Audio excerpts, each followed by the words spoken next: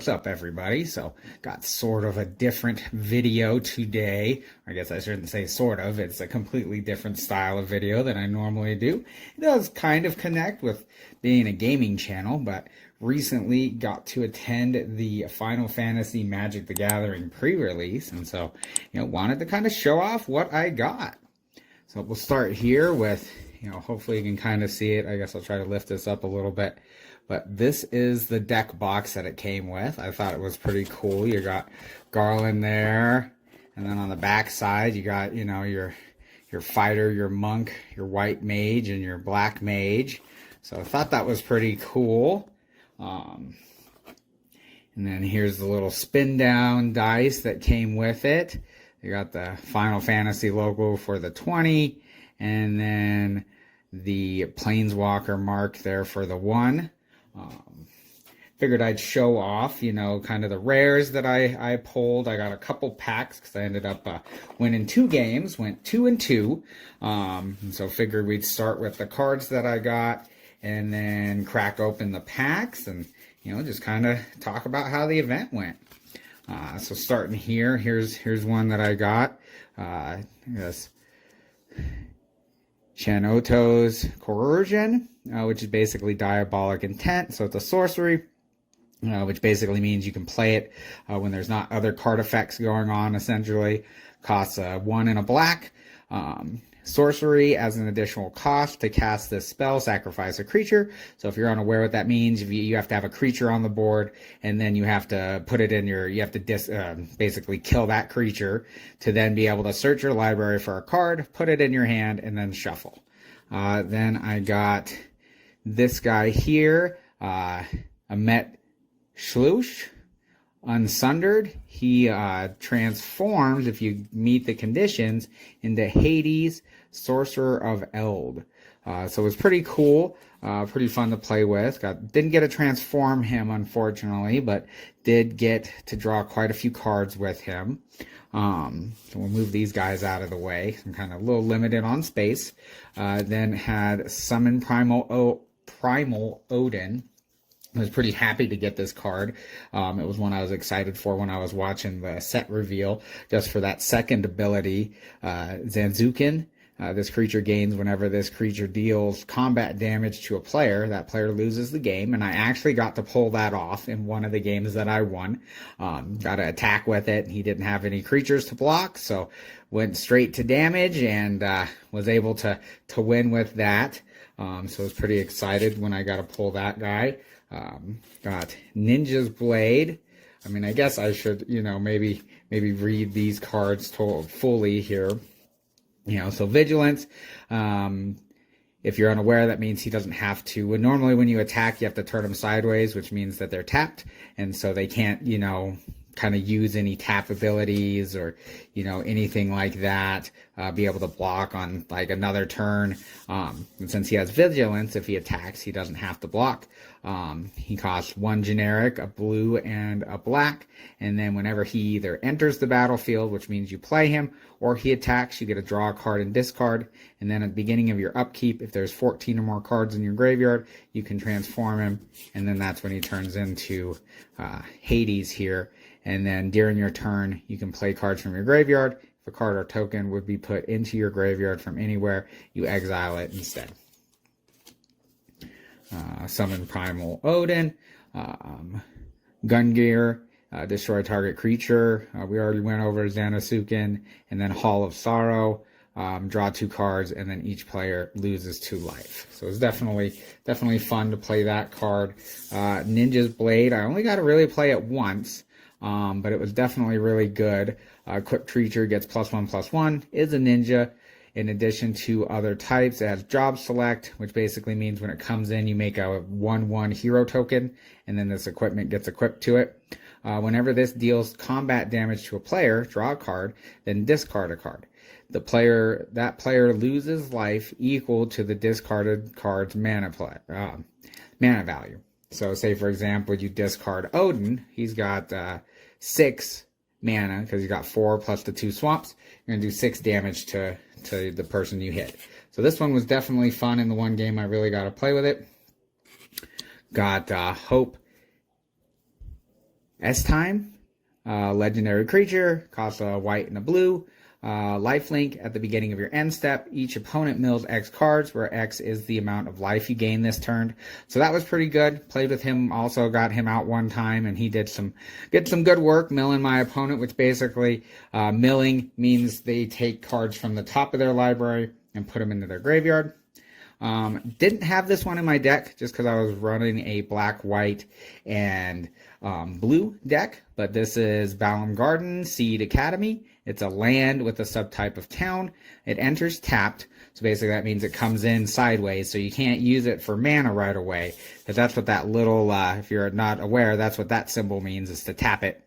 And then when it taps, you get a green or a blue, and then for 5 blue, a green, or 5 generic, a green and a blue, you can transform it, and it costs 1 less for each other town you control.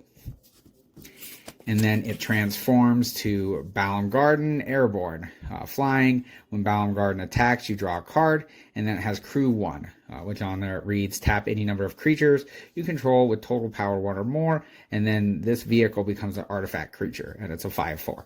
So you basically tap, say you had Hope out there, you tap him, and then turn that into a creature, and then you can attack with it.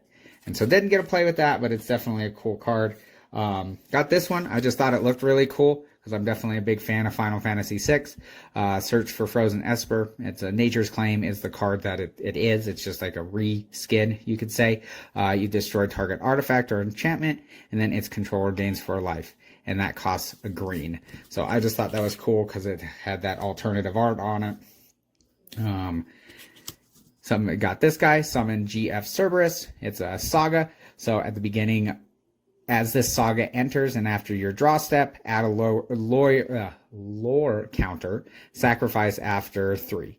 So it has the first ability here, which you surveil. So you look at the top card of your library. You may put that into the graveyard. So you either put it in the graveyard or you put it back on top. Double. When you cast an instant or sorcery spell this turn, copy it. You may choose new targets for the copy. So, say you'd play my one sorcery that we showed here. Say you play this one here. After that is triggered, then you get to do it twice. And then triple when you cast it. When you cast your next instant or sorcery, copy it twice. So similar thing, you just get 2 copies instead of 1. And then plus in addition, he's a 3/3 creature, so can attack basically 1 turn. Because the first turn it comes out, it's summoning 6, so they can't attack right away. Can attack on the second turn, and then the third turn it gets sacrificed because it gets that 3rd lore counter. Didn't get to play with that one because again it wasn't in my colors that I chose. And then we got this one here as the last rare that I pulled out of my pre-release, which comes with 6 packs. We got Triple Triad, enchantment. At the beginning of your upkeep, each player exiles the top card of their library. Until end of turn, you may play the card you own exiled this way, and each other card exiled this way with lesser mana value that without paying their mana cost. So, if you can't get it out, you can start really being able to play some good cards as long as you have a higher mana value than the other cards that are pulled. Which is kind of the risk because you could, get one of these, ones that are like only 1 or 2 mana and the other card or cards are higher than that. So you don't get to play those without the mana cost. And then I got some of these. These are like some art cards. So we got Hyathlin, which I just thought looked really cool. We got Bahamut. It kind of looks like specifically the Bahamut from Final Fantasy X, which I was just excited about because that's definitely one of my favorite Final Fantasies. Final Fantasy X, definitely a big fan of that whole Final Fantasy X, Final Fantasy X-2. And then this one, this is a scene from the original Final Fantasy. You got your 4 Heroes of Light. They're showing the crystals that they got to the king of Cordonia, I think is how you pronounce the town. I don't really remember. It's like the first town that you start in. So I thought that was a cool little divider. But yeah, then I got 2 packs here. That's what I got for winning the 2 matches. So I figured we'd go ahead and open these up and see what we got. So let's open up this first one here. And we'll see what we get. Not sure, you know, kind of, if anything, you know, there's any big cards that we're looking for here. Let's try to scoot that forward a little bit here. So we got Black Mage Rod, Artifact Equipment, has the job select, so it makes a 1/1 colorless hero, and then the equipped creature gets +1/+0, and then whenever you cast a non-creature spell, this creature deals 1 damage to each opponent, and is a wizard in addition to its other type. What we got here, Parish Wanderings. Search your library for a basic land or town card, put it on the battlefield, tap, then shuffle. When you search your library this way, put a +1/+1 counter on target creature you control. So that seemed kind of cool if you had like a land, you know, you're trying to get some landfall triggers, or you're trying to do a town thing. Quirum Merchant. It's a creature, 2 generic and a blue, 1 in tap. Draw a card, then discard a card. Drawing cards is always a powerful effect because you just get deeper in your library. Normally, you can only draw 1 card a turn, but, you know, if you have abilities, then you can draw some more. And then 7, tap it, sacrifice it, draw 3 cards, and then it costs 1 less for each town you control. So if you had that Bellum Garden, it would only cost 6. Slash a Light deals damage equal to the number of creatures you control plus the number of equipment you control to target creature. So, you know, if you had at least a couple creatures and, you know, a couple equipment, you can do some good damage to, you know, a creature. Kind of usual, like white tend to have more restricted damage than like red. And usually, yeah, it's kind of based on, you know, the size of the creature you're trying to get, or, you know, maybe how many you have. But could be good in like a go wide deck where you have a bunch of little things and they drop some big guy and then you just take this out real fast. Mysidian Elder. When this creature enters, create a 0/1 black wizard token with whenever you cast a non-creature spell, this token deals 1 damage to each opponent. So definitely good if you got a bunch of cheap, you know, spells, kind of similar to this. You know, you could drop that guy, then next turn play that, and you can ping for 1 damage to your opponent. We got Adventure's Airship. It's another vehicle, so it's 3 generic. Flying. When it attacks, you draw a card, then you discard a card, and it takes 2 to crew. So you need 2 power worth of creatures. So either 1 creature or, you know, a couple guys that are 1 power, and then you can crew it up and attack in. And, you know, unless they have another flyer or something that can block flying, you can get some damage and get a little card draw. White Auracite. When this artifact enters, exile target non-land permanent opponent controls until this artifact leaves the battlefield. So that's always, you know, that's kind of a semi-removal. Like, it's not permanent, because if somebody takes out this artifact, then their creature will come back. But, you know, you can get rid of a threat and then be able to get some mana out of this, which could be good depending on how you're running. Sorcerer's Schemes. Return target instant or sorcery card from your graveyard or exiled card with flashback you own and add 1 red mana. So it kind of gives you an extra shot at, you know, playing some of your instants. And then this has flashback. So flashback means you can cast this card from your graveyard for its flashback cost, then you exile it. So, you know, you can kind of, if you had a cheap enough spell, you know, play that, play this, get it back from the graveyard, play it again, you know, then play this with flashback, get it back again, play it again, you know, and be real good in the, like a spell slinger deck with those wizard tokens. Sleep Magic. This one ended up doing some work against me. So it's 1 blue. When the aura enters, you tap enchanted creature. So you put this on a creature and then you'll tap it, and then it doesn't untap, so you can't untap it normally and say be able to attack with the creature again. And then when enchanted creature is dealt damage, then you have to sacrifice the aura. So that's kind of the only way to wake up your creature or get rid of this aura. Cactar. Trample at the beginning of your end step. If this creature didn't enter the battlefield this turn, return it to its owner's hand. So basically, you only kind of get like one attack with it, which is kind of the trade-off for it being a 1 mana 3/3 with trample. So you kind of play it, and then, you know, next turn you can attack with it, and then as long as it survives, then you put it back in your hand. So it kind of has a way to protect itself, I guess, sort of. And then, got the Emperor. I think I had gotten him in my pack as well. Emperor Palamecia.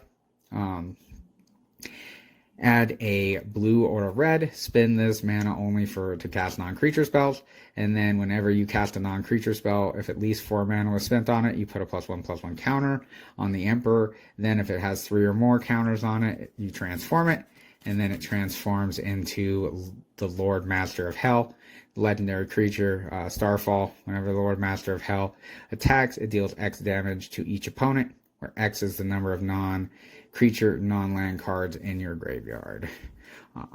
So didn't play with that, but did have somebody play it against me, and I tried to get rid of it as quickly as I could. So Go-Go, Master of Mimicry, XX, copy target, activated or triggered ability you control X time. You may choose new targets for the copies. The ability can't be copied, and this ability can't be copied, and X can't be 0. Mana abilities can't be targeted.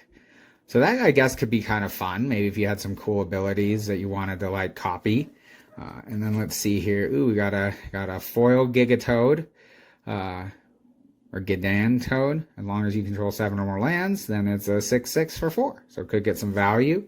And then Charlea, Nation of Scholars. It's a town, so it enters tapped, and then you can tap it for a white or a blue. And then we got a little hero token here. So I guess all right. I mean, I don't know much if, if there's some real chase cards in this set. Because it was kind of unexpected that I got a play in the pre-release anyway. So, just kind of went and was having a good time. So we got Thunder Magic. It's an instant. So it's tiered. So you choose 1 additional cost. So for 0 additional mana, it will do 2 damage to target creature. If you spend 3 plus the red symbol up there, it'll do 4. And then if you do 5 generic, red plus this red, then it's going to do 8 to target creature. Resentful Revelations. Look at the top 3 cards of your library. Put 1 of them into your hand and the rest into the graveyard. And then it has flashback, so it can definitely get some good, good card selection. And if you're trying to do some graveyard shenanigans. Blitzball Shot. Target creature gets +3/+3 and gains trample. So pretty good if you're trying to get some damage over, because basically trample just lets any excess damage that isn't stopped by the creature they choose to block goes to that player.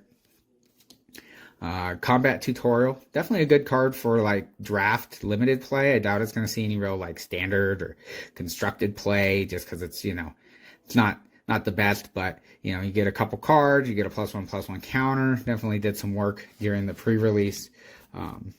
Paladin's Arms, job select again, so it makes the 1/1, and then it becomes a 2/1, has ward 1, and is a knight in addition to other types.